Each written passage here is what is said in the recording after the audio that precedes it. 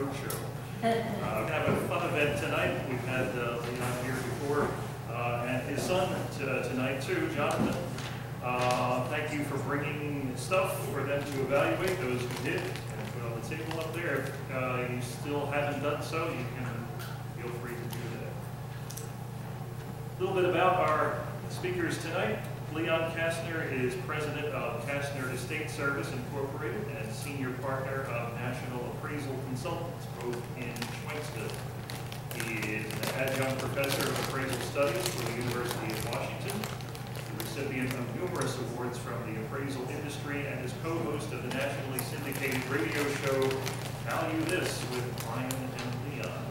And Leon's son Jonathan is owner of and appraiser for Touchline Appraisals in Royersford, PA, and also an appraiser for National Appraisal Consultants in Oak, New Jersey. He has degrees from Rutgers University in New Jersey and Pace University in New York. Please welcome Leon and Jonathan. Thank you. It's a pleasure to be back here again. Let me just explain, I'm the older of the two. We kind of look alike, you probably could figure out that John's my son. John lived in Brooklyn for a long time and just moved to Royersford 4 or 5 years ago, and likes it a lot better than he did Brooklyn. So that's nice. And when he came out here, he decided that he would work with me whenever our paths crossed. And so he does work with me, but John deals with sports memorabilia. John's a soccer nut, so if you have any question at all, or if anyone ever had any question about soccer, John could answer it. And when we originally set it up for this tonight, because we've done this general evaluation for a couple of years in a row, we decided let's try to center just on sports. So originally, there we go. Originally, we entitled tonight's, I think it was Sports Memorabilia. And Mark emailed me a couple of weeks ago and said, geez, we're not getting a lot of people to sign up for it, which is not that unusual. And the reason that's not unusual is because the sports memorabilia people all think that they're experts. And they don't want anybody else telling them what they've got, because they know what they've got, right, John? They think they know what they have. So we decided, okay, well, let's kind of switch it around again to what we normally do. And so then we opened it back up to the antiques and collectibles, and if there's any sports memorabilia, we will certainly handle the sports memorabilia. So no one has brought a Derek Jeter bat or a uniform. You probably don't even know who Derek Jeter is, right? Particularly since you live in Pennsylvania, you would not know Derek Jeter because he's from the New York Yankees, right? But you probably recognize Michael Jordan's jersey there when Michael Jordan played for the Chicago Bulls. Undoubtedly, up until that time, was probably one of, if not the best player that ever lived. And although today we have a couple of guys that are competing for that title. And then we have baseballs and basketballs and things of that nature. And it's amazing that every house usually has a couple of pieces either hidden away from when someone was a child, or something that was given or presented to them, or they went to a game somewhere and someone signed something for them. So even when you get into general antiques, there's always a piece of sports memorabilia that's there, and people hear these stories about how much sports memorabilia can bring.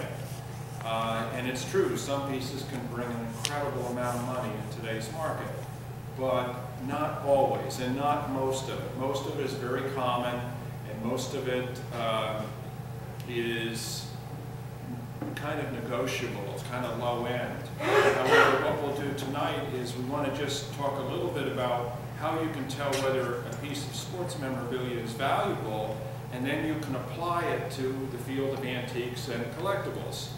And then we'll go over all of your items up here, and I'll give you everything I possibly know about your item, and I'll give you a kind of a ballpark figure on what I think your item is worth or what it might bring at auction. Does that sound okay? Okay, good.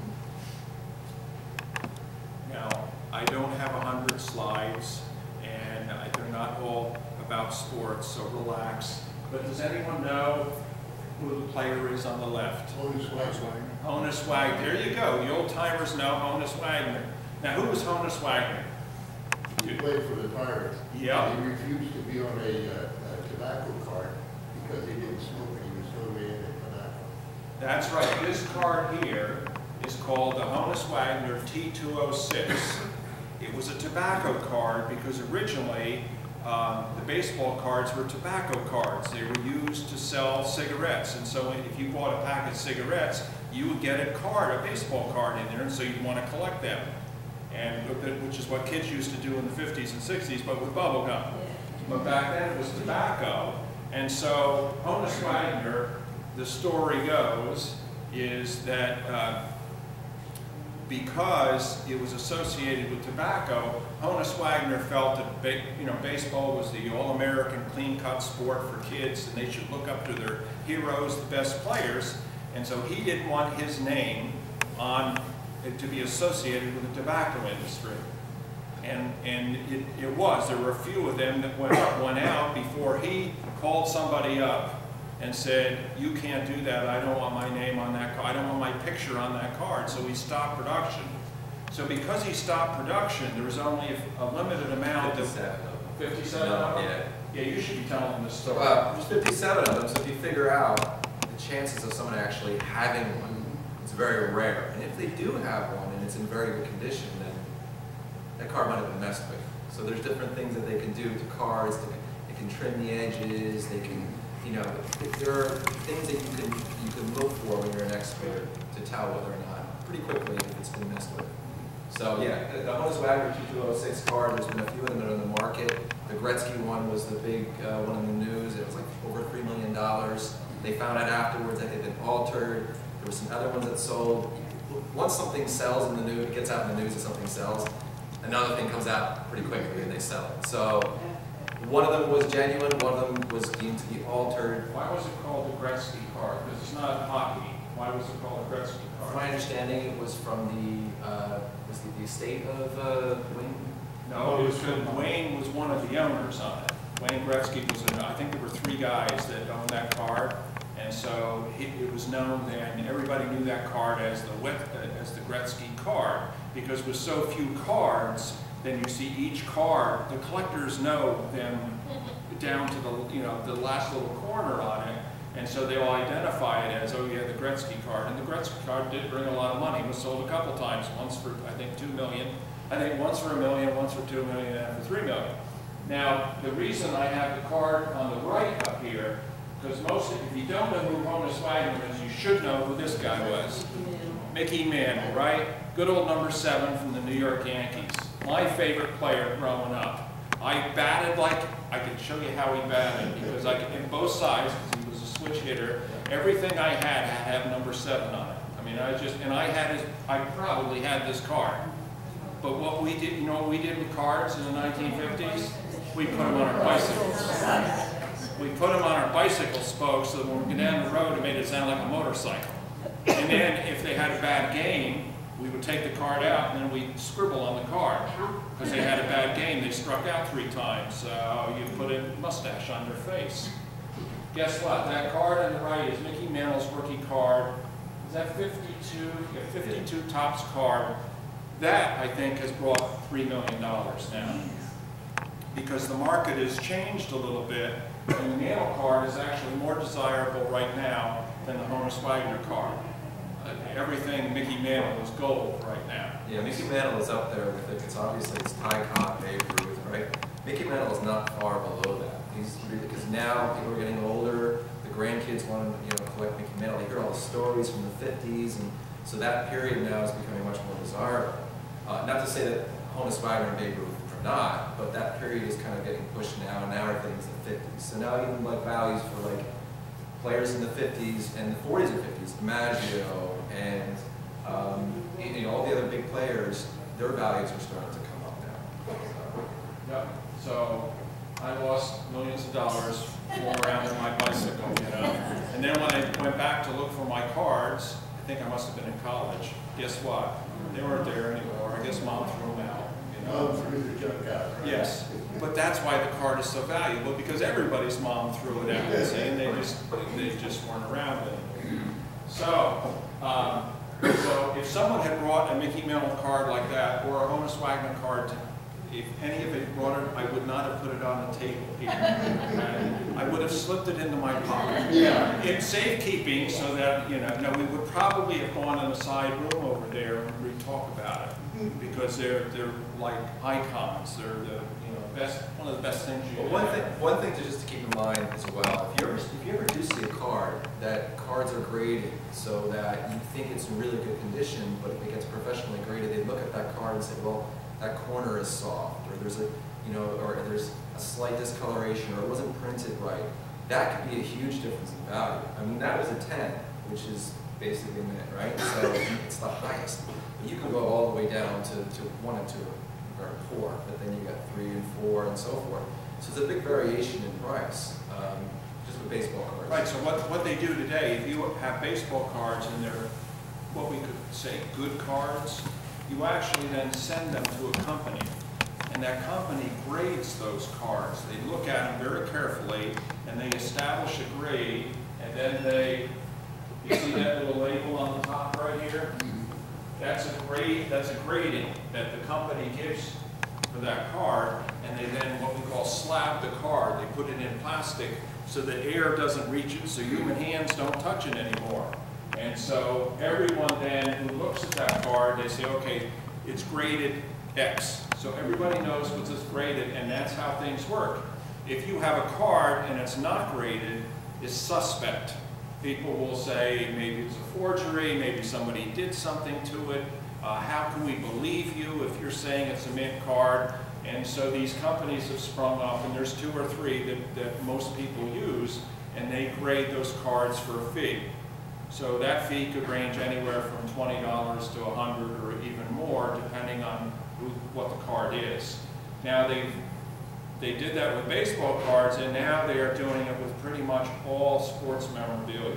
Right, John? Yeah. So even jerseys, in other words, a jersey somebody wears, a pair of sneakers somebody wears, you'll send them out to the grading companies, and they will put a grade on it.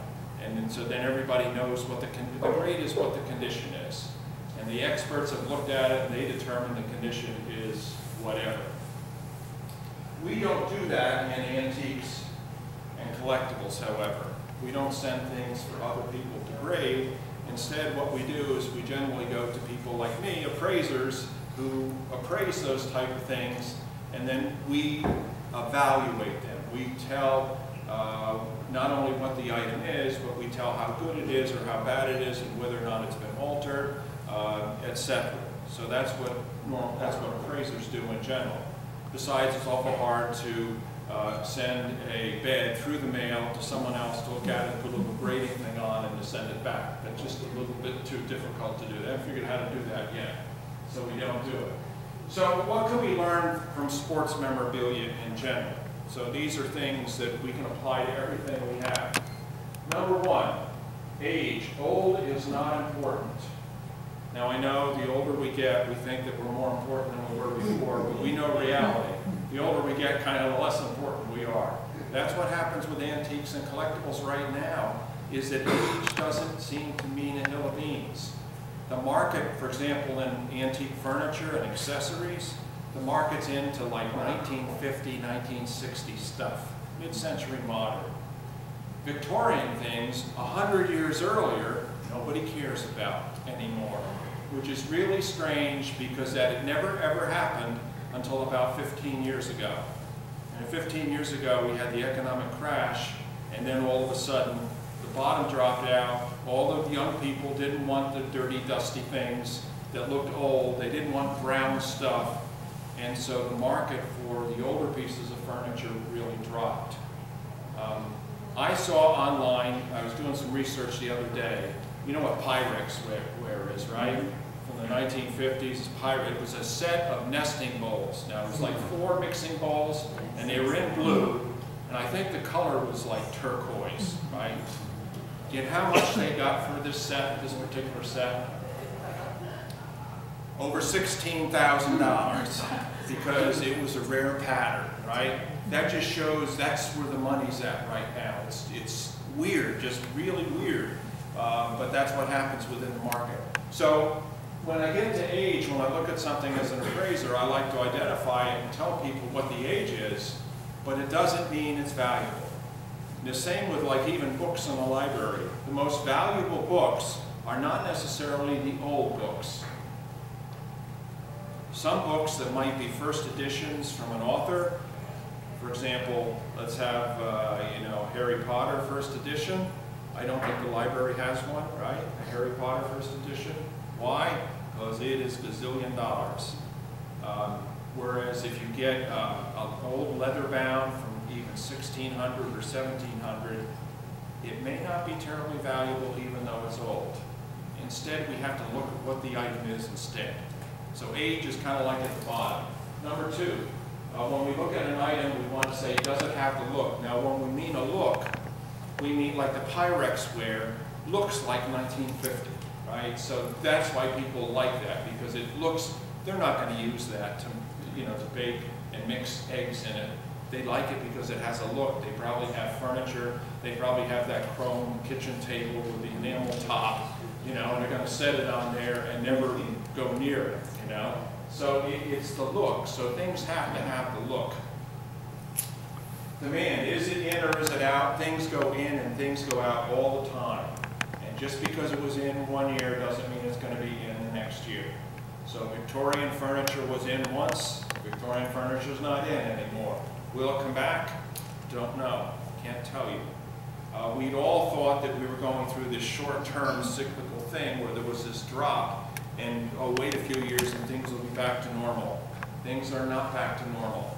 It shook everything up. So just because something is Victorian and it's been out of favor, it may stay out of favor for a long time. We don't know, because again, it's the young people driving this thing. In baseball, now for example, baseball right there, Babe Ruth's signature. Now why that ball could be a $150,000 ball, maybe because it's in really nice condition. I think that's about right. Why would a Babe Ruth signed ball be worth so much? He's dead. Yeah, he's dead. Okay. He's not signing anymore. He's not signing anymore. That's right. Did he sign many? I don't know. He signed a lot of balls. Okay. But not only he signed a lot of balls, but his wife and his secretaries, his mistress, signed a lot of balls too.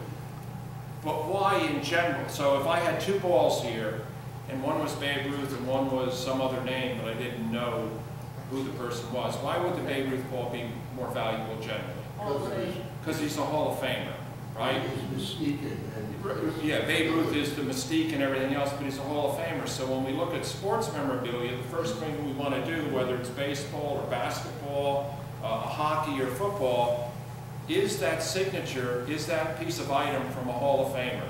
Someone that had a recognized career, and that career then led to them being put into a Hall of Fame. Let me think of a player that Danny used to collect Bo Jackson, didn't he?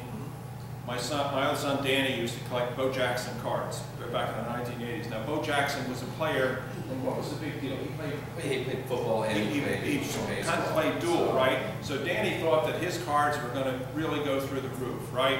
And so he must have had 50, 100. That was the thing when we were kids growing up in the early 90s, late 80s. Was Bo Jackson was kind of like the cool guy. He was on the Nike commercials, but he was injured more than anything. And he never really developed into anything great. And there were other players who played both, Deion Sanders, but they were kind of like a novelty thing. And then now if you ask somebody who follows, they follow baseball, who's Bo Jackson? They don't even know who he is. So if I had a Bo Jackson ball, who cares? It probably isn't worth 20 bucks. Mickey Mantle, obviously, if you have a Mickey Mantle ball, that's really good. The problem with Mickey Mantle balls is that Mickey signed more balls after he played than when he played. He had a restaurant in New York City. He used to sit there and at the bar, and you could go in and he'd sign a ball. And of course, then they had shows, sports shows, and you go to a sports show, and if you go there every half hour, they'll have, go to room number B, Mickey Mantle is now signing balls. And if you paid $75, he would sign a ball for you, or any other player that they had. We were just at the sports show a couple months ago down at Valley Forge, right? And they had a couple hockey players there, right? So that's what they do that to generate income for themselves. And so a Mickey Mantle ball that is signed while he was sitting at the bar is not nearly as valuable as one when he hit his 60th or 59th home run. And it could be documented. And the way that you can determine that is that your signature changes in your lifetime. So that if you know if you're 57 or if you're 27, you're going to be signing different. Mickey Mantle, when he first started signing, completely different. You wouldn't even recognize it. It was like he didn't know how to write. He was a teenager. He just didn't know. So it was like a chicken scratch. So that's a really desirable signature. You can find that from the early 50s or late 40s. So yeah, I mean, Babe Ruth the same thing. When he got older, he signed much differently. When he was, he was signing until he was on his deathbed, and his signature is much different than when he was, starting out with the Red Sox. So that's something to keep in mind. But generally, if we find, for example, a basketball, when there's a bunch of signatures on a basketball, we're always looking to see if any of those guys are Hall of Famers.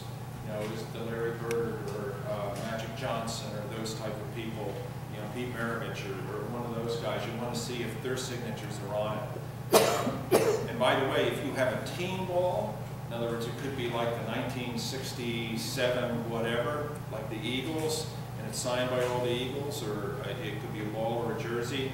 Sometimes they're worth less than a single signature, because people like a single signature. Like, you see, the reason that Babe Ruth ball is so good is because he signed it in the sweet spot. See, right between those seams, and it's centered right across there, and it's nice and clear.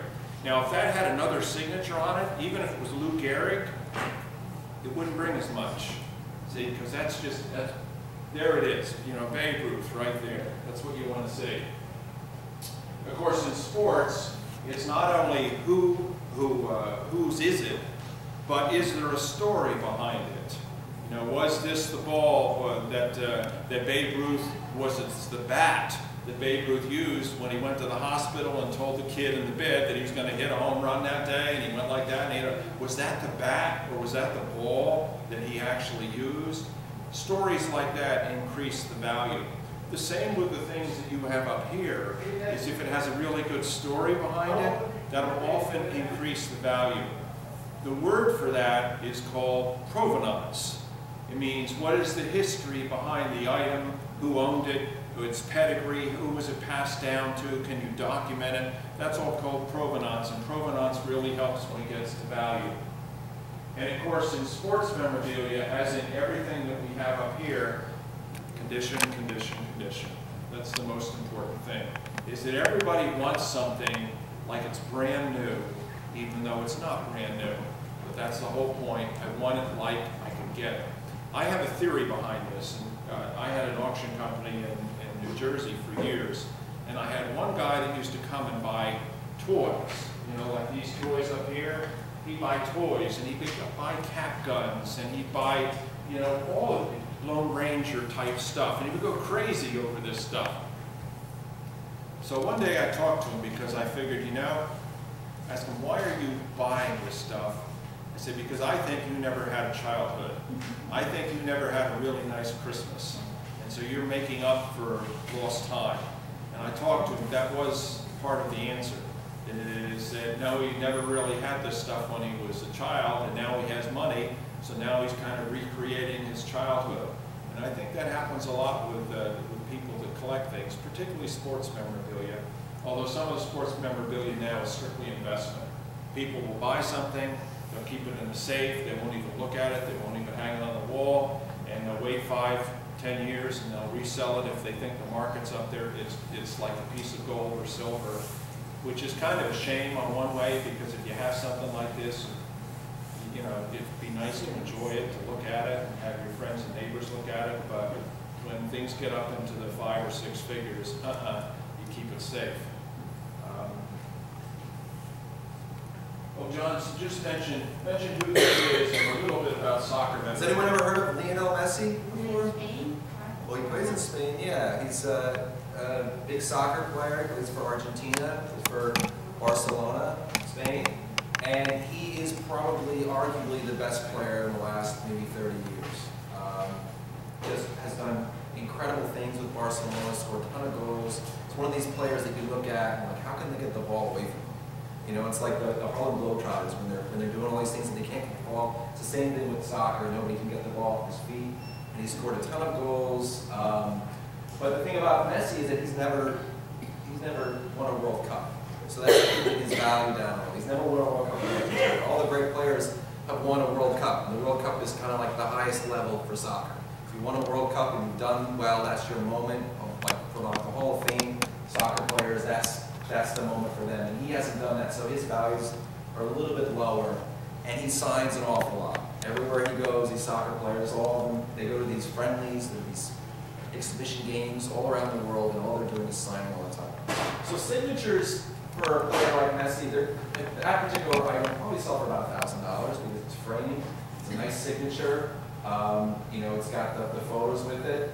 But by and large, they're not worth as much as if the player would have worn them in a game.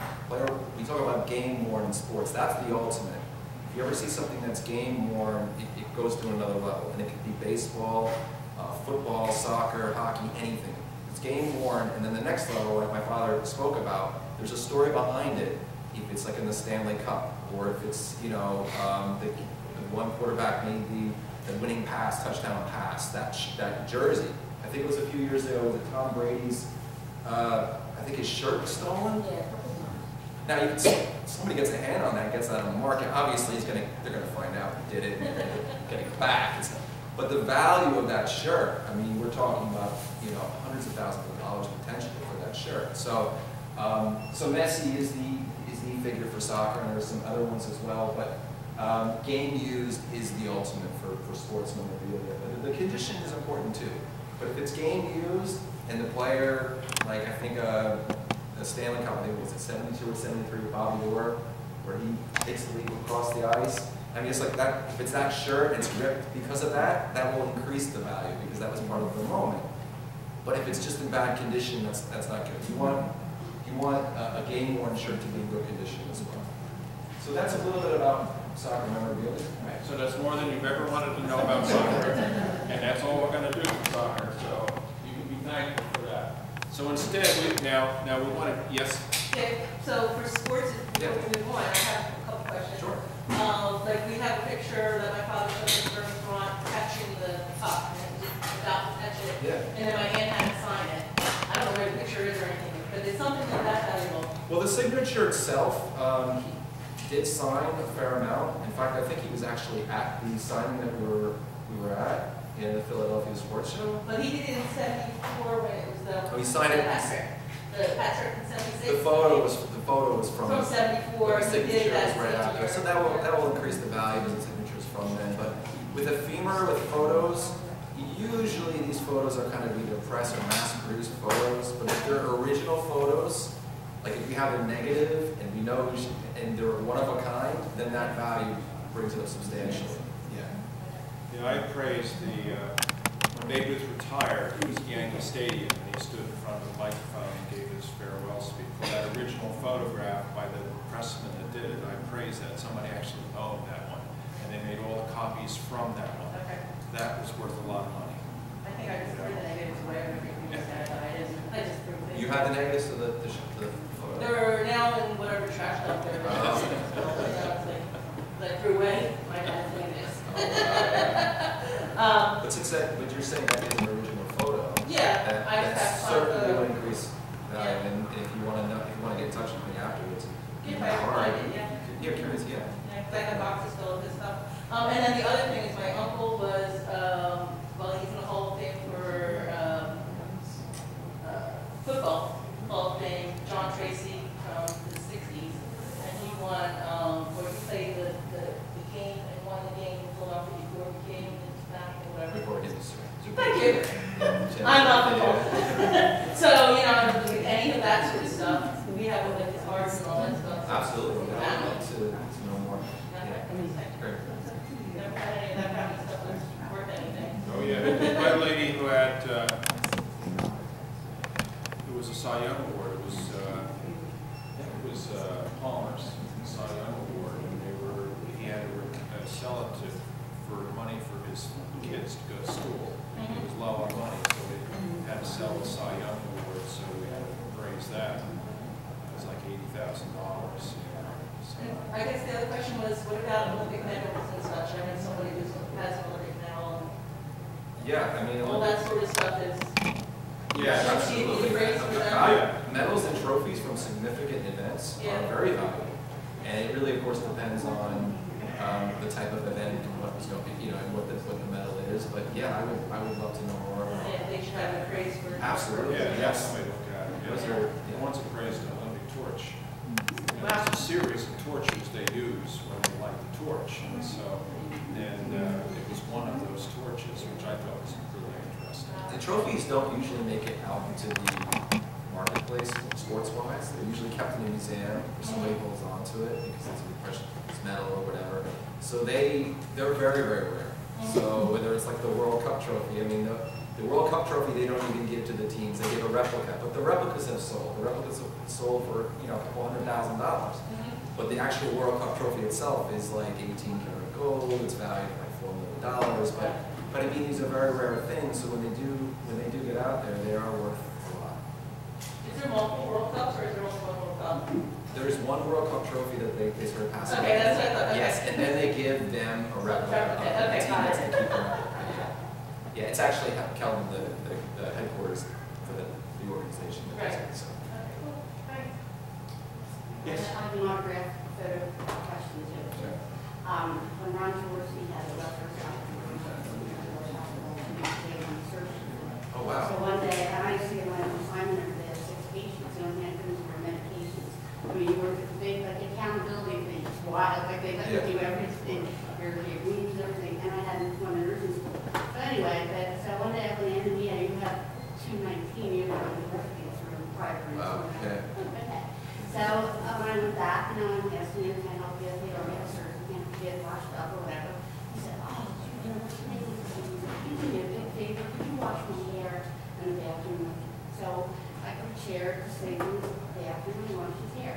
So I told him my dad is a huge fan, could you please autograph a picture? So I have the autograph picture. My dad said, what's his name? And I said, well, it's Robert Clinton, but he has R2. He worked for the film company, that's what's his name, film company. So R2, your daughter was great. Ron Jaworski has his number. So I I would ask for a lock of hair. When he wasn't looking, just taking Take some of something. his clothes or something. So with that, I think that I will. Yeah, It has a little bit. The signatures themselves, especially if they're made out personally to someone, are not going to be worth as much because it's on the secondary market. You might not want like RQs. R2 Yeah, someone might not want that. on their picture. Yeah, exactly. I mean, it has some value, and signed photos don't normally bring as much maybe as certain signed memorabilia or a signed jersey, but there's some value there. Yeah. actually, that leads me to something that someone brought here. And you've probably seen these, at least maybe in a movie or something, if you haven't seen one close up. It's usually folded like this. You see the red seals on it? Now this is a deed to land. Now sometimes these can be what we call indentures. And so you would have like an indentured property, indentured servant, and it's written on something like this. This was a deed. And so in the deed they wrote down all of the terms and conditions of that deed transfer, and then they sealed it and signed it. Now parchment is not paper, it's kind of like the gut of a sheep, and it actually lasts very long, better than paper. Paper will disintegrate, and if you'll see old paper, it just kind of break in your hand because of the acid in the pulp. That won't happen to parchment. But what happens in parchment is, particularly if this is open, because of the ink will fade over time. And so it may be difficult to read. This one is near Allentown, right? And it's 1793, April 13th, 1793, and the names are here. And so so this is typically something that would get framed and then passed on in the family or stay with property somewhere. Unfortunately, this is old, right? 1793 is pretty old. We know who it was because their names are here. But unfortunately, it doesn't have a couple of other things going for it. It isn't somebody famous. It's not a Hall of Famer, right? It's not George Washington. It's not Abraham Lincoln. It's not, we don't have a signature of someone that we really like as a historical figure. Or is the location. If this were a location of a particular piece of property that may be something, wild and unusual today, then someone would probably like this hanging up in the office there. So there are a lot of these around because you realize that everybody had deeds like this back then. And it's not uncommon for something like this to sell for under $100, believe it or not. Although, if it's your family and you've got, and it's a piece of property that you know and there's a good story. Now there is a story behind this. It's up near Bethlehem, right? Near where the casino is, or the steel stacks are, right? It's in the Saucon Valley area. Okay. What happened was that the Saucon Valley area had iron deposits and actually had a few furnaces there. And some of these furnaces were brought up, and the iron deposits were brought up and moved to Bethlehem. Not the tangibles, but the companies themselves moved to Bethlehem and became Bethlehem Steel. Right. But I had maps to prove the iron deposits. Yes. So if you were a former employee or an owner of Bethlehem Steel and you didn't have something like this would be something that you would like hanging on your wall, just because of the association. And they would pay more money for it, obviously. And so to someone, this might be worth over $500, but to the general marketplace, it might only be worth $50 or $75. So it kind of depends. Again, we give you values, but the values can range greatly. So this is a nice early piece, and I'm glad you brought it. There's not, if I had said to you when we went through everything and told you what everything was, you probably would have thought this was the most valuable item, and it's not, which is amazing. On one hand, I think it should be, but again, if Abraham Lincoln had signed it, Washington, another story there. So I just brought it in for the talk value. I appreciate that, and we were able to talk 5 minutes about it, so that's pretty good. Yes. Yes, William Penn. By the way, it brings something up to me. We did an appraisal of the Philadelphia Archives down on 30th Street. Philadelphia Archives are like 6 floors underground. You may not know this, but all of the paper that was transacted in the city of Philadelphia, deeds and things of that nature, and court records, they keep that down underground. And it is like being in Indiana Jones's Raiders of the Lost Ark, because when you go down there, all you see are floor-to-ceiling boxes, and there's no people down there, so you get lost very quickly, and you can't find your way out. It's a very weird feeling being there. And so we had to appraise it for insurance coverage for the city. And so we were there, and I think we were on the lowest level, and there's nobody there, because nobody goes down for that stuff. But in the back room, we were digging through things, looking through things that had not been sorted or cataloged or put in boxes, and we actually found William Penn down there, signatures from William Penn, an early document. That's quite valuable, obviously. They didn't even know they had it. Yeah, William Penn's signature is good. I'm not quite sure how much it is, but I know it's good. Has been taken to a more secure location? They keep it down there in nowhere land, but they're trying to, part of it's microfilmed, and of course, they didn't finish the microfilming, and of course, microfilming is now out of date, so they have to do other things, so now they're trying to digitalize everything. But it's really strange, it's still there. But I wouldn't spend a Saturday going there, okay? It's not a tourist attraction. So in any case, I wanted to share with you what's hot and what's not in general antiques. What's hot, I said, was like mid-century modern, things that aren't necessarily that old, but things that maybe 50, 75 years ago, because we're a generation of kids that have never seen that stuff before. And to them, it's really cool. So the rest of us is like, ooh, who wants that again? And that's happened all through time, is that we've always had these periods where, we had a period where oak furniture, by the way, from 1900, that our parents didn't like oak furniture, because that was oak furniture. And when they got some money, and then when they got out of the Depression in the 1930s, they didn't want oak furniture. They wanted Art Deco furniture. So the oak furniture all went in the attic. And then, so there was a period we were selling oak furniture, and then the young people who had never seen it said, ooh, this is really nice, oak furniture. So the prices really went up, and so everybody's going, well, I'm gonna sell that in my attic. I don't want it, but you know, you could sell it for me. And so we go through this generational thing, whereas a generation hasn't seen some stuff. And that's what's happened with mid-century modern. Anything made by a designer, this is like a Hall of Famer. So in furniture, there are people that are key names in furniture production. They would be what I would call Hall of Famers. There are names in glassware and porcelain. It would be the Hall of Famers. And so those designers and periods where they have an associated name with it, they're going to be more valuable than everything else. Musical instruments are really hot right now, particularly guitars. Guitars, amplifiers, anything to do with rock and roll. And you know, the introduction of that kind of sound now, those things are really big. And of course, if you get somebody that's, you know, this was Paul McCartney's guitar, and he signed it, big deal. You know, it is a big deal. So, historical icons are still important because they're always there. So, again, if we're talking George Washington or Abraham Lincoln or something from history, there's only so many out there, and everybody knows, and that's important to our culture.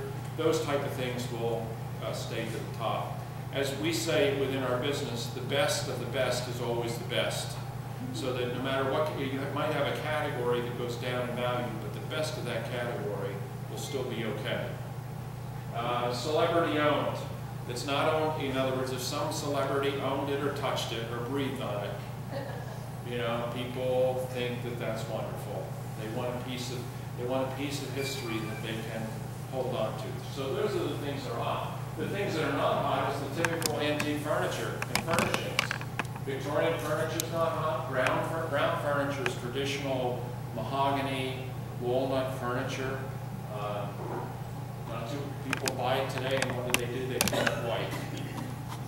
Country furniture is not in too much. Traditional cut glass, like we have cut glass compote at the top there. People don't like cut glass anymore because they don't want to dust it. They don't use it. Dinnerware, you could have a Lennox set, you could have a Limoges set, even a Meissen set. People don't care. Figurines, those type of things. Hummels, yacht rows, those type of things, which people thought forever were collectibles, are not. What we tell people is if the item is sold as a collectible, then it probably isn't. So that gives you an idea of what's going on in the marketplace. So when we go through these items here, we're going to tell you what is it, because we can tell you what it is. What's it made out of, if we don't know? Do we know the maker? Was it mass-produced, or was it made by an individual or a company? What was its age? When was it made? Is it in good condition, like new? And is the market soft or hot, what we call hot or cold? And should you save, sell, or throw it away? So that's kind of what we're going to share with you, whether you should save, sell, or throw it away. Okay? So the one category I see here is we have like 3 toys. Right? And I really like this one. This is, does it work? I don't want to wind it up. It does work. Yeah. So does he, can you show us how it works here?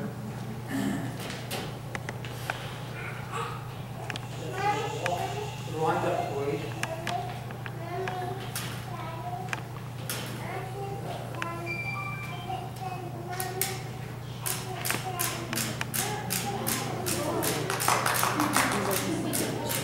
It's the executive pacifier, you know, the variation of those balls. There you go. This is a Japanese toy. Now it's interesting that the first toys were actually in the Victorian period, like in 1880. And they made cast iron, heavy, durable toys, and they made mechanical banks and still banks, and they made them so kids could collect money, they could save money. But they were the first toy that they would have. And later on, when we got into the 20th century, the Germans began to make what they called tin lithograph toys. They would make them out of tin, and they would lithograph or print them like you would print maybe a book or a piece of paper. And so they made those type of things. And then the Japanese came a little bit later, like in the 1940s and 1950s, and they did the same thing. Not quite as good a quality as the Germans, but it was basically doing the same thing. A lot of the toys from that period were very inexpensive. They had some toys that were called penny toys because they literally only cost a penny. This is pretty nice. I'm just going to guess here, and I'm going to tell you in a little bit, how you actually can find out information yourself. I'm going to guess this is probably in the $150 to $200 range, something like that. It's in nice condition, but there's some wear on it, and it's not iconic in terms of toy making, but it's still a nice toy. It doesn't have its box, because if it came with a box, we'd want the box. I did have the box. You did have the box. Yeah, I did.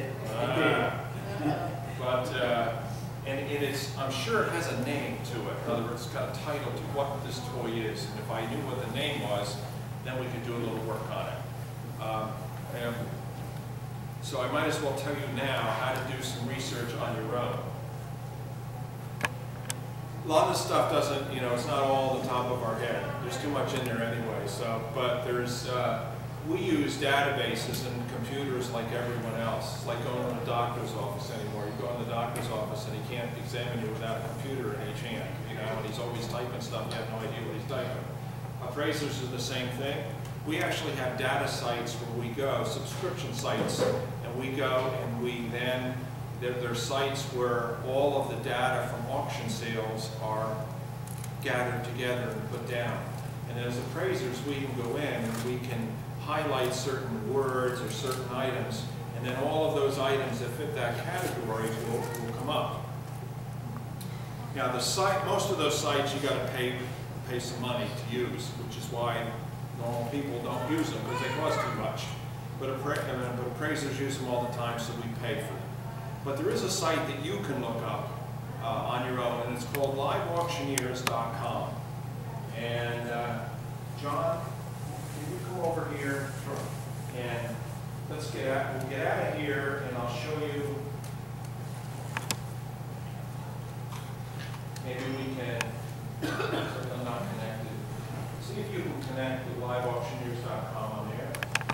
I know John's connected on his. I think so. Well, just turn that around and it'll show. Okay? So, for example, you brought your item here was a piece of furniture and you couldn't bring it in, so you brought me a picture here. And it is actually, it looks like a chest of drawers, right? Or is it a desk? Some people think it's a desk. It looks like a slant front desk. Okay, but what happens is it opens up into a bed. It's like an original transformer, right? So it is called a Andrew's parlor bed. Andrew's parlor bed, right? And which meant that you would be in the parlor because it's a nice piece of furniture, but if you had a guest and you didn't have a guest room and somebody had to stay over, you'd say, well, wait a minute, we'll pull out a bed right here. It's like a cot. So they pull out the bed and somebody can stay overnight. There was also another, the name for most of those were called Murphy beds. We're on live auctioneers. Right, so here is a Murphy bed. Now see, we went on liveauctioneers.com and we typed in Andrew's first, Andrew's parlor bed, and we didn't get any hits, which meant no one had sold one and uploaded the information. It doesn't mean it hasn't been sold, but they didn't have it. So instead I said, well, let's use Murphy bed. So we went in and sure enough, we got a Eastlake Walnut Murphy bed, and we see that, it sure looks very similar to it, doesn't it? and it opens up into the bed. And then we see here that it sold for $1,250, but it was in April 2007. And you can also, just a quick thing, you can see that sometimes they put the pre-sale estimates what they think. Take it with a grain of salt sometimes. See, they said 2,000 to 3,000. They thought they were going to get 2,000 to 3,000 for it. They actually only got $1,250 for it. Now, 2007. I'm an appraiser. I pull that up, and I say, well, gee, that's very similar to this one. That one brought $1,250, and gee, that was 10, 12 years ago. That should be worth double, or should be worth more, right? However, I know that in 2008, that's when we had the crash, and all the antique and Victorian furniture took a nosedive. So I would say that we are about back to 2007 levels right now. So I would use this as a comparable, even though it's 12 years old.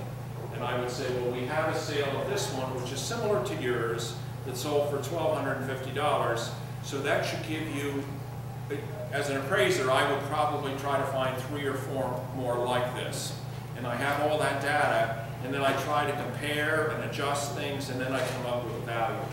So that's how we do that. So you could go to liveauctioneers.com, and then you can play around and see, and you might find 10, 15, 20 of these, although this one is pretty close, I would say. And then It looks pretty close. It looks very close, yes.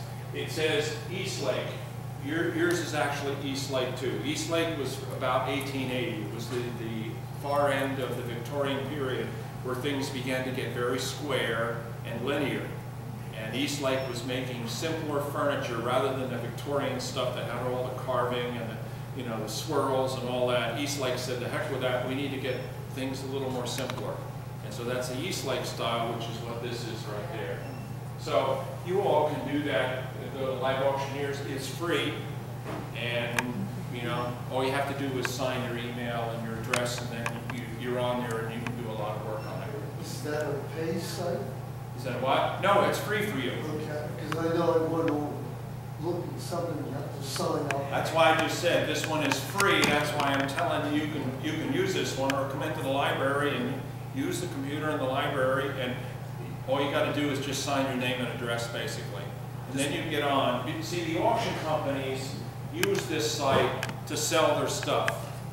So, for example, both John and I work with all of their auction in Hatfield. So if you want to sell stuff or buy stuff, they're a very reputable firm. John's the sports expert, and I'm actually the estate and trust expert for them. But when they do a sale over there, they'll have it set up in their gallery, but they'll also sell it online. And so as they're selling it right in the gallery, they'll say, I got 100, we bid 100, now one quarter, now 175, 75, now 200. And then somebody will be sitting at the computer, one of their people, and they're going like this, yep, and 2 1/4. And then the auctioneer goes, so they're selling just like this, just like a regular auction on the computer, almost like an eBay, but in amazingly fast time. And when they use Live Auctioneers as part of their platform, so that when items are sold, they automatically go up here. So all the auctions that use Live Auctioneers get their results put up on that site, which is really good for me, because now I can look for almost anything up at that site. Yes? On a piece like that, how much name value does it have, Murphy as opposed to the manufacturer that? Andrews. Pardon? Because hers was an Andrews, that was a specific name. Murphy is generic. Generic, okay. I would assume, everything else being equal, hers would have been worth a little more because we had an actual company. Okay. Whereas if I said Murphy, it's a generic name. We really want to know if there's a stamping on it, who made it. That's what we want to know, and that's what we had to that. So good. So you can remember that. Oh, and so we're getting back to toys. Let me see here. John, type in Chien, C-H-I-E-N, Broadway train. This is like that computer thing you sit at your table and say, what is it, Stella? What is the name of the thing you have on your table? Alexi, yes, look up Broadway train, right? See if we'll come up with it. You have to play around with it a little bit. It's a trolley, Broadway trolley. Chain Company, again, was another one of the C-H-I-E-N. C-H-E-I-N. Excuse me, C-H-E-I-N, China Company. Never say chain. It's a U.S., even though it's a Japanese name, it's a U.S. firm, and they did these in the 40s and 50s. Oh, there we go. So we kind of compare it, and so it's a number 270 and this is 270 Broadway floor trolley, sold in 2013 for 100 there, sold for 65 in 2013 there, and sold for 35, but that didn't have the top on it. So out of all these, I would go with that. It's closer to that one at the $100, 2013. Now again, there was probably more to this. There might have been part of the set at one time, but they're sold like that. You just look at like the condition of what you have, and then compare it to the condition here. If this condition is worse, then you could say, well, this is.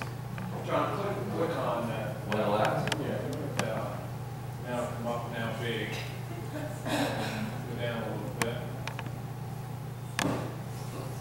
Still waiting for the picture to come.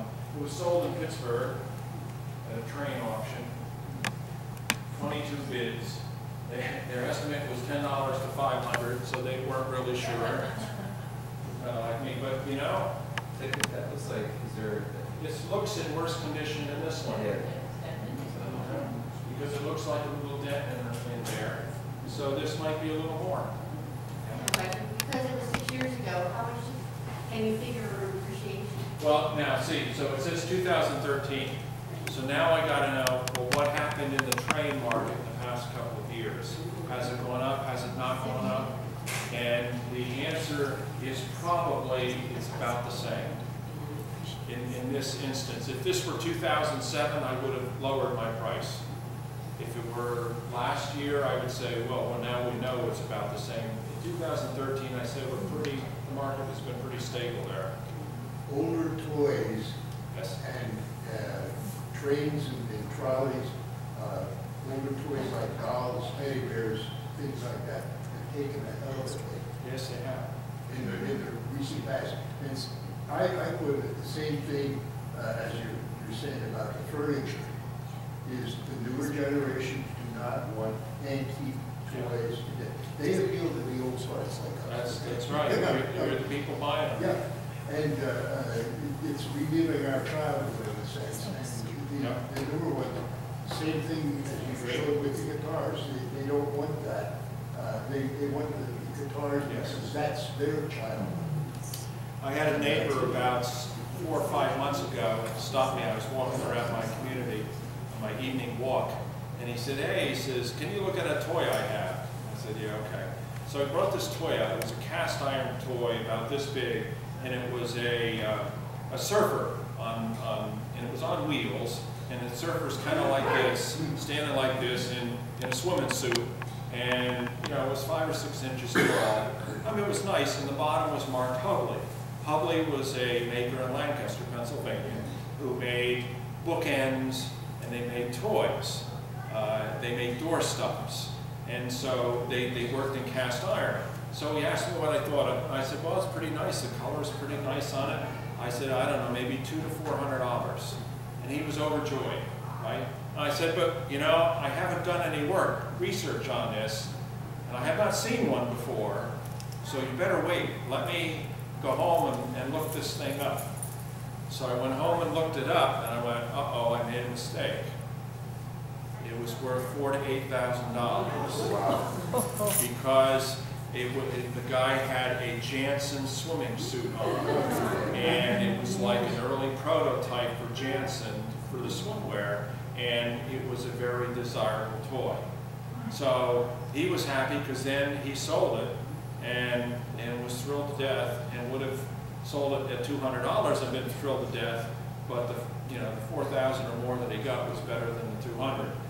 Now, again, that's why this is good sometimes, is because even though we think we know what we're doing, we always check ourselves out, because, you know, there's something unusual about it. This is, it's not really in the toy category, but it kind of is. It's an educational tool. It's kind of like a, well, what does it say? It says a reversible educational board. So, John, I don't think it's going to be in there, but why don't you put down reversible education board? It's dated 1912, is the patent date on it. And it's nice because it has, Agnes, I hope I don't screw this up. Yeah, but you got something. You got it there. It's got double-sided, and one side is like numbers and the other side is like, and there we go. Now, if I had told Agnes tonight that it was only worth $10, she would have been very disappointed and thought that I was a fool. I'm not going back there. He doesn't know what he's talking about. He said $10. But the fact I got it on the screen there, somebody sold it for $10. So they sold it for 10, and then we see that was kind of a different one. Here's one, 25, and bring up that one there, John. So we got 10, 25, and 20. Actually, bring up this one at $10. The reason I know these people that sold that is in Florida, yeah, specialists of the South. So, and they're about in the same condition. So it's really interesting, but you can figure probably $10 to $30 for this. But I'm sure that there's a story behind this. You played with it as a kid, that's a story. So that makes it much more valuable to you. And it was your mom's, yeah. So, you know, you can't put a price on something like that. Well, you also brought, did you bring the chiclet box? Yes. Yeah, this is interesting because it falls in the field of advertising. And so anything that's advertising, if or packaging, where something was sold in a box or in a package or whatever, and you have that there, I doubt you're going to find that. It's kind of like country store advertising. And the graphic is nice, and it's in really nice condition. Chiclets. Did you find chiclet box? It's really chitlets left. C-H-I-C. Chiclets. There we go. There we go. See, you're not going to need me anymore, are you? It sold last month. Last month it sold for $25 right here. They're in New Jersey. So they sold this in New Jersey last month. And it's in pretty nice condition, and that appears to be as well. So 25, now, you said it sold for 25. What auctions do, however, they also charge what we call a buyer's premium. So it sold at Hammered for $25, and they might have added 20% on top that you had to pay to get it, which would have been $5. So for $25, they probably, it was a $30 sale. But the consignor, whoever consigned it with them, got a lot less. They probably ended up with $20 on it. But it sold for about $30. Well, that was good. I'm surprised there. Now we'll come to a couple things we probably aren't going to find in here. Okay, here is a print of Christ right there, and it's not an icon. Icons are made by hand, and they are made layer upon layer of someone, what they call drawing an icon. They actually paint the icon in different layers. This is a print, and if I look at the bottom, it says Mandy Lion, Dmitry Smirnov, Moscow, about 1900. So it was, I would say it was probably taken from an icon and then made a print. It was, when it was a print, then there were a lot of images made of this. So there could have been 1,000, 10,000 images just identical to this with the same heading on the bottom and then framed nicely. So if I know that there's a lot of editions made, it's not going to be worth as much because there's so many of them out there. However, it is in really nice condition. I'm sure you're not going to find it in there. You want to try it? Try. Just see if you can type the right down here at the bottom. we'll see. I don't think he's gonna find it, but we'll see what he does.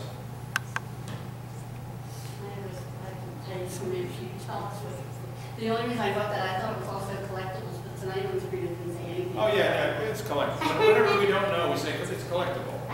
Like, you brought this? I brought that. You brought this. Actually called Brandywine Valley Association, that was her previous name. Do you have the whole series? No, I don't have. You don't have the whole series. I don't. It says, 7th plate of the 2nd series, Brandywine Valley Association, 1984, limited edition, 500 plates. So now we don't know how many were in that 2nd series, if there were 7 plates or there were 12 plates, but they don't tell us that. They just said, we know that there are at least 7 plates in that series. And they probably did it as a fundraiser. And so they had it made, and then somebody paid $39, $49, $59, And that's it. $29. 1950, They and paid- if you wanted to ship back in '84, it was $1.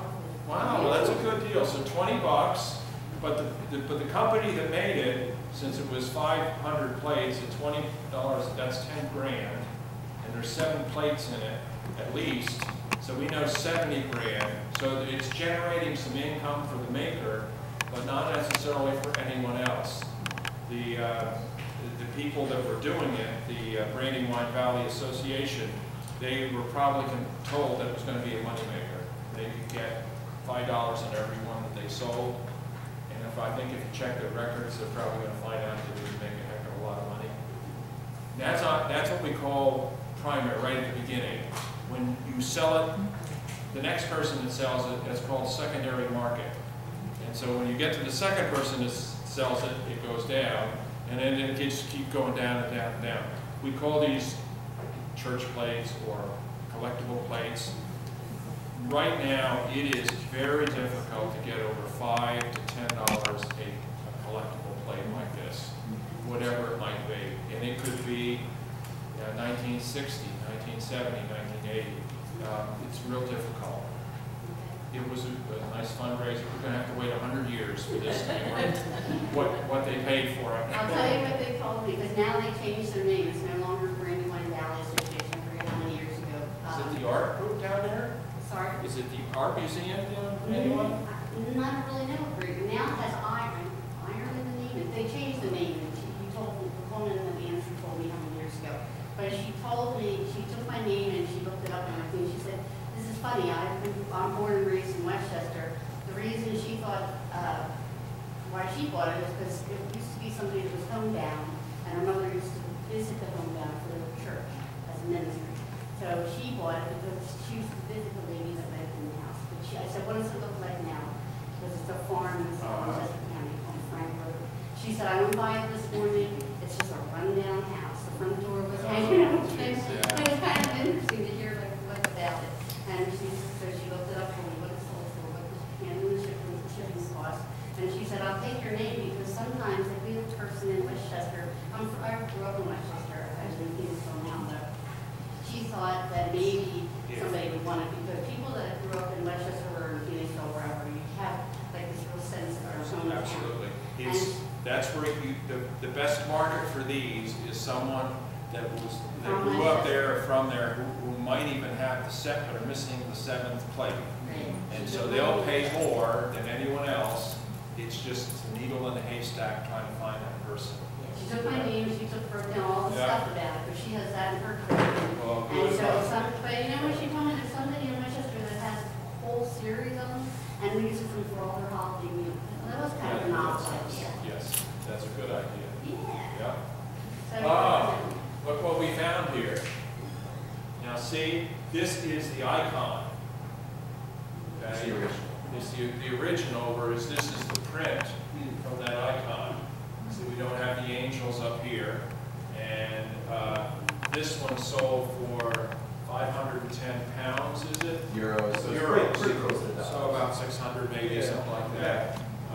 Let me see. These are all, you see, these are the same title of the icon. An icon has a certain title. And so this is the same icon, even though you have 3 different versions of it. Can you go down, John, one more on that? On the screen, control the screen? Yeah. Yeah, there we go.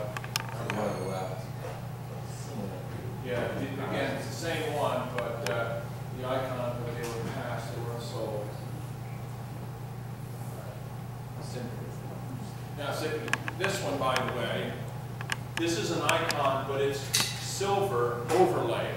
The frame itself has silver, and the face is painted, but the rest of it is metal. It's a different type of icon right there. And that's sold for $900. Here's one. Here's an earlier one. It's the same basics scene. Is that €4,700? About $5,000. So this one is probably, although it's not up there, it's going to be under $100, but it's in really nice condition.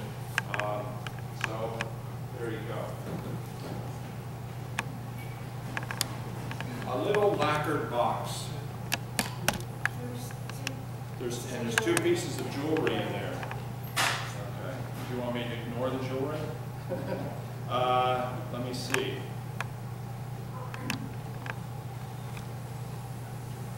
In jewelry, you have to find out what the metal is. Is it silver, is it gold, or whatever, and then it should be marked. So you want to take a loop and see that. And then it has a seed pearl there, and it has a little gemstone like a ruby or a garnet. If this is not silver, I see a little marking on here. Yeah.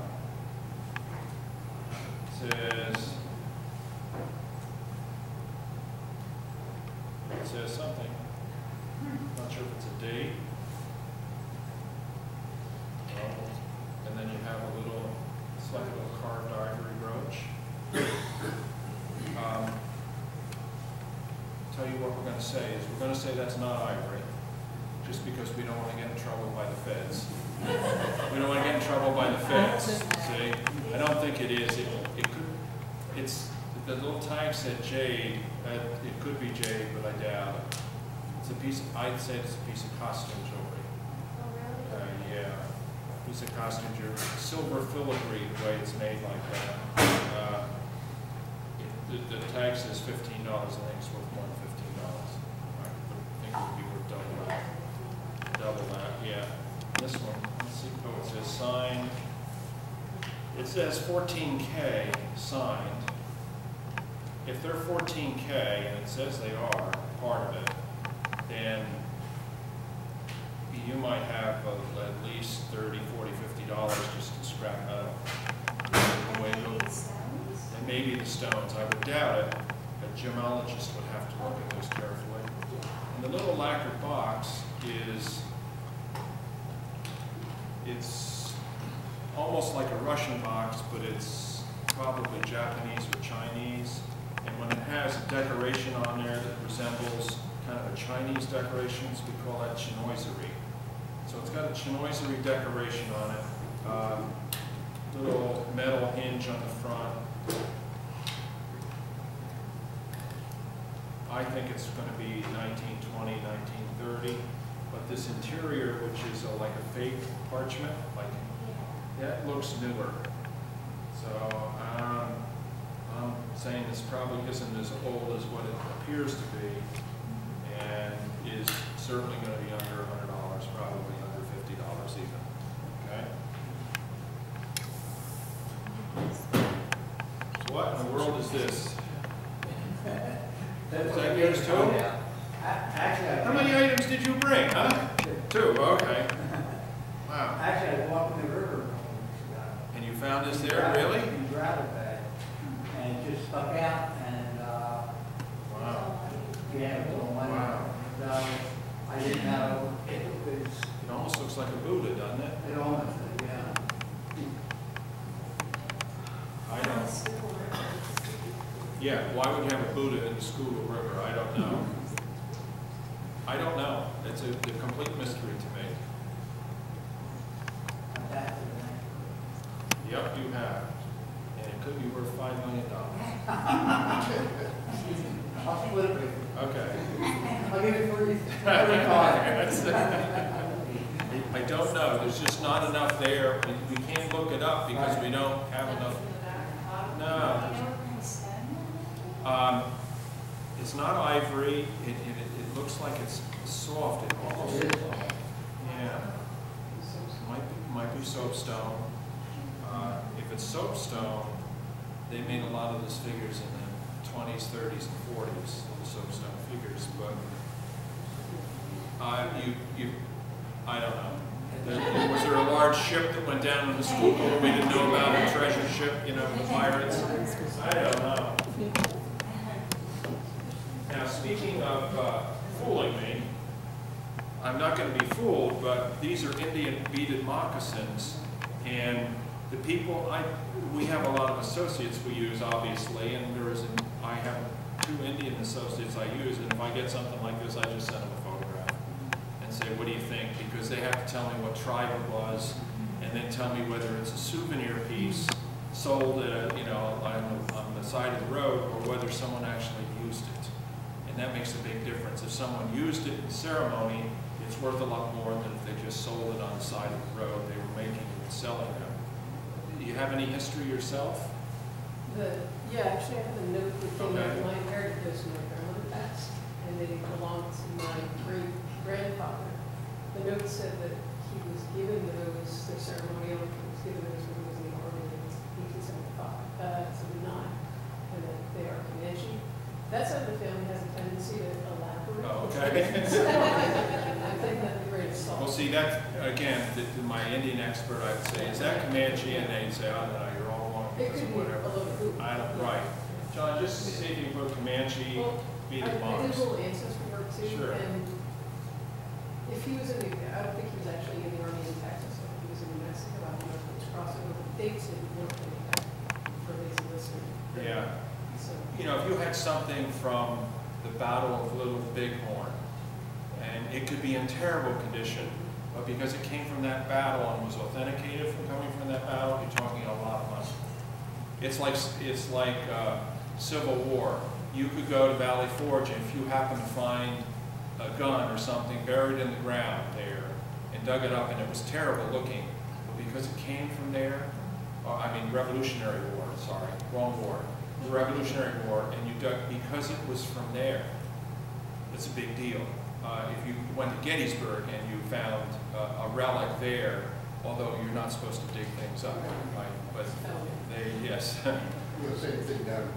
Yes, right, I'm sure you don't want to go walking around with a shovel down Valley Forge. No. Did you find any? Yes. the beading looks more northeastern to me, or Illinois, than southwestern. Keep going, John. Let's see. You can see the prices here. I mean, we're getting things like $200 and then $4,000. So this is something then that you go, okay, got to spend more time, got to, because it might be worth it. So unfortunately, that's all I can tell you is you got to spend more time. I think family likes that. Family words that stretch. If you really want to get it, you would email me a picture of it. Sure. And then I would say, okay, I'm going to send it to my associate, but there's a cost involved, and this is what the cost would be. Okay, now, I think I've hit everything except this. And I like the story, and it's appropriate for today. So, explain who this was. This is my great aunt, Alma Earp, who was born in Beckmansville. She's my grandmother's sister. She was an RN and captain in the U.S. Army Nurse Corps during World War II. She served in England and cared for German prisoners of war at one of the places she was stationed.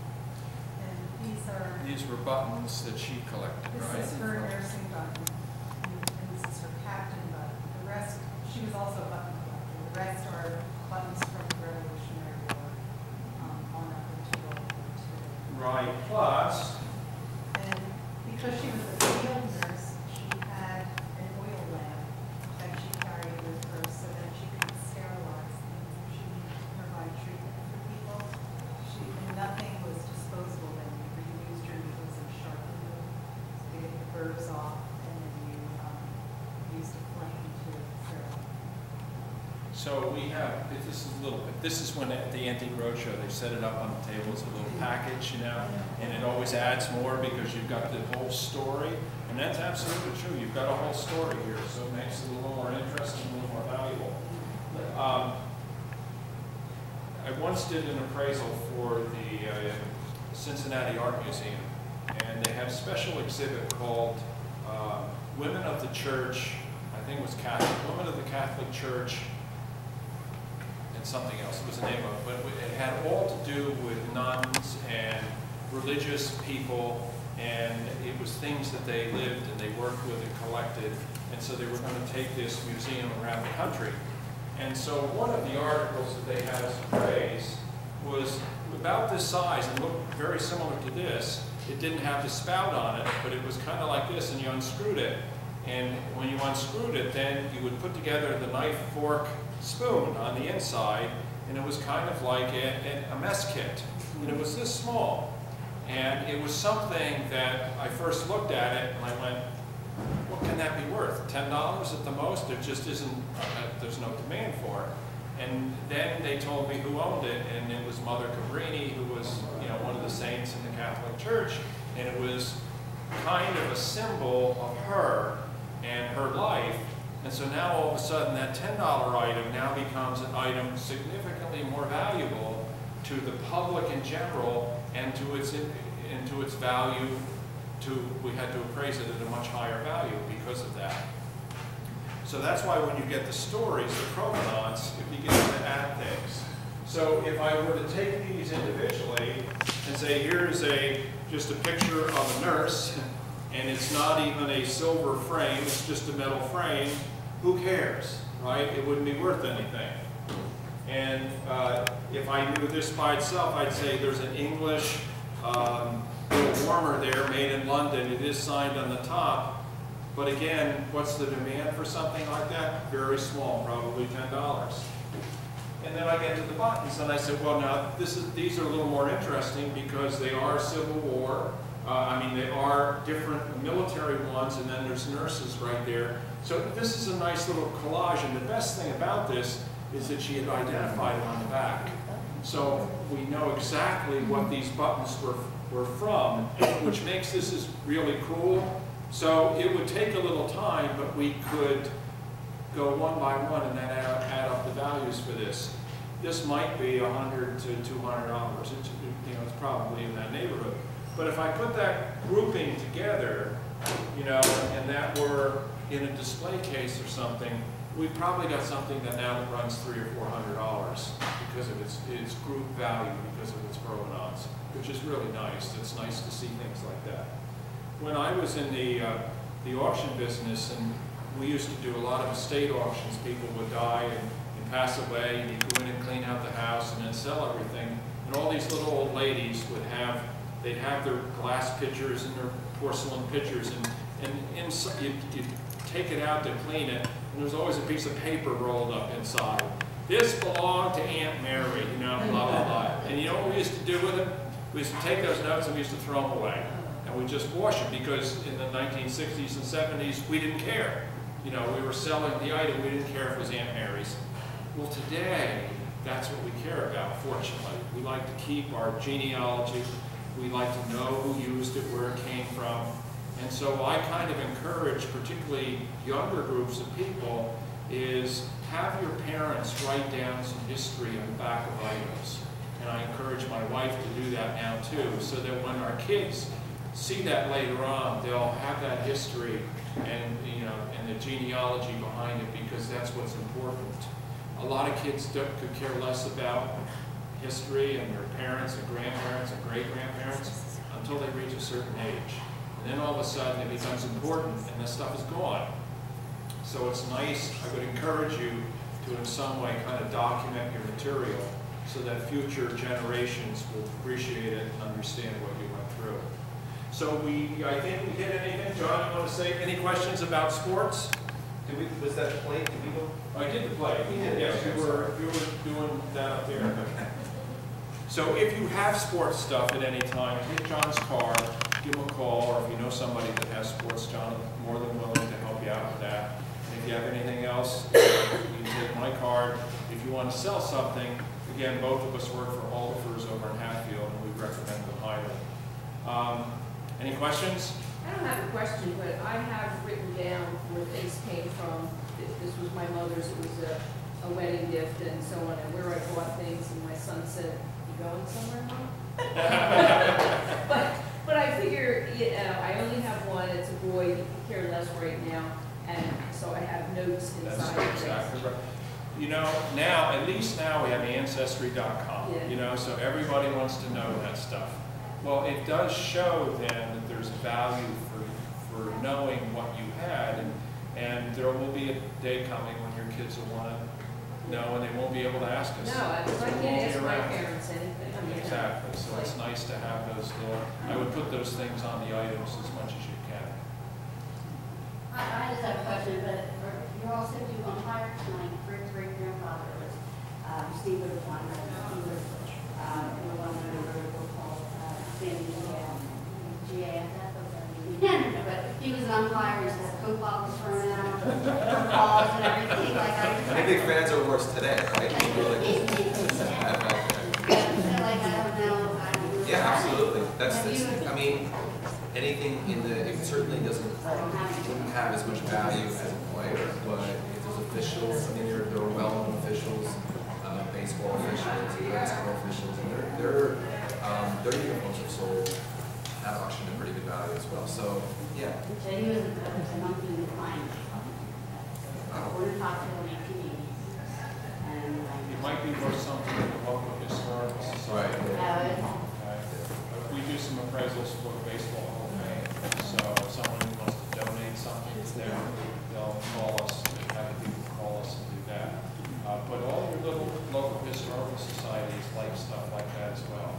and that's what I was going to say about the plate I brought, is that the Chester County artist, Philip Johnson, and that's why I was thinking maybe there, you want maybe, well, that's where he's from. You're absolutely right. And then you didn't mention Chippendale, Queen Anne, you mentioned like boat furniture and ground furniture. Well, there's a lot of things I didn't No, mention. I mean, but are they The still? traditional period pieces, Chippendale, like 1770, 1780, they are still worth money, but not with, they took a decline as well. So everything like that is kind of going down except for the very, very best. The only antique roadshow is sometimes at the shows, we show something that was worth 10 years ago, and now the state saying lost or. Yes, that's right. Some of that you pull on and it'll come back. If something is not in the way, and it's not a pain in the neck to keep, go ahead and keep it.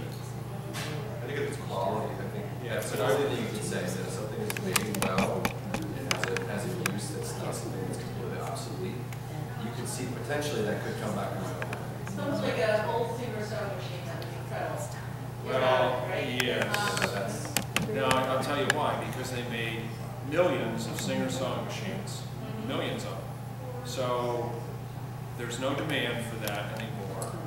What people do is they take the machine out, they put a marble or a glass top on it, and make it as a stand or whatever. Is there going to come a time when people will say, what in the world is a Singer sewing machine? Maybe. I mean, look at record players. Right. Yeah. Well, but see, record players, I think that's a little different because we got the whole music, rock and roll, you know, blues and all that. I think that's a little bit different. I would not collect treadle sewing machines hoping that they would come back. They take up too much space. Yeah. And they're, yes. But they same are too things heavy. like records. I mean, we had at least 300 records when we closed my dad's house. People came through and got the Elvis one, the Osh one. 2 out of 3 records are not worth anything. Yeah. But it's got to be Elvis, rock and roll, Beatles, etc. There's some to hold on to, and I'll tell you why. LPs are coming back. There are manufacturers that are making both the albums and the turntables. Yeah. What you, And if you have a good quality turntable, Right. that's an older one. they will sell them, right? It's like the early amps, even stereo console sets. If you have those, they're in. Yeah. With amplifiers, there are guys who say that the tube amps have a lot Yes. more color than the solid state. And they will go after the tube power amps. Yeah, John and I appraised a whole warehouse full of tubes and amps and sound system. Almost, he was saving everything because he could sell it. He was selling it to people from China and Hong Kong who had not undergone that revolution of technology and wanted it. Okay, well, our time is up. Thank you very much. I hope you get your right stuff here.